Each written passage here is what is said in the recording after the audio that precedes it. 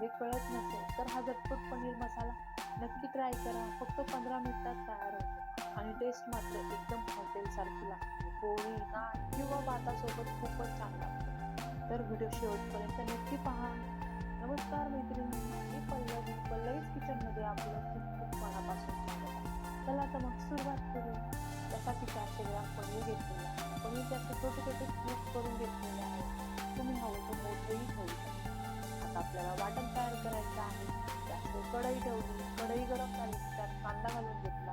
कांदे उभा कट करून घेतलेला आहे. कांदा छान गुलाबी रंग येईपर्यंत भाजून घ्यायचा. टोमॅटो घालून घेतला. थोडंसं मीठ घालायचं. लसूण, आलं, हिरवी मिरची घालायची. छान भाजून घ्यायचं आहे. साधारण 4 मिनिट लागतात आपल्याला हे सर्व घेऊन पाहिजे. थंड झालं की मिक्सरच्या भांड्यातच काढून घेतली. स्मूथ पेस्ट तयार करू. गॅसवर कढई ठेवली. तेल गरम झालं की त्यामध्ये तेजपत्ता घालून घ्यायचा आहे. तेलाची क्वांटिटी तुम्ही तुमच्या आवडीनुसार कमी जास्त करू शकता.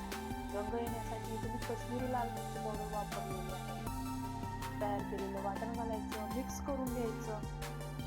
त्यामध्ये लाल मिरची पावडर, धने पावडर, जिरे पावडर घालून घेतलेलं आहे. सर्व डिटेल्स डिस्क्रिप्शन मध्ये दिलेले आहे, तुम्ही चेक करा. हळद घालायची. चवीपुरतं मीठ घालायचं. पनीर मसाला घातलेला आहे. तुम्ही हवं तर गरम मसालाही इथे वापरू शकता. मिक्स करून घ्यायचं. साधारण 2 मिनिटभर आपल्याला तेल सुटेपर्यंत भाजून घ्यायचं आहे. 2 मिनिटानंतर हलकसं तेल सुटतं. परत एकदा मिक्स करायचं. पनीरचे क्यूब घालून घ्यायचे. इथे मी पनीर तळून घेतलेलं आहे. तुम्ही हवं तर तळून घेऊ शकता. मिक्स करून घ्यायचं. झाकण ठेवून 2 मिनिटभर अजून मसाला आणि पनीर छान आपल्याला भाजून घ्यायचं आहे. भाजून झालं. 2 मिनिटानंतर छान भाजून झालं की खूप छान तेल सुटतं. पनीरही छान हलकसं मऊ होतं. त्यामध्ये मी गरम पाणी घालून घेतलेलं आहे. इथे मी साधारण 1.5 ग्लास गरम पाणी वापरलेलं आहे. झाकण ठेवून 3 मिनिटं छान उकळी काढून घ्यायची. पाहू शकता 3 मिनिटं छान उकळी आलेली आहे. तर त्यामध्ये आपण कस्तुरी मेथी घालायची. कोथिंबीर घालायची. 1 टेबलस्पून तूप घालून घ्यायचं आणि झाकण ठेवून मंद आचेवर छान 5 मिनिटं पनीर आपल्याला शिजवून घ्यायचं आहे.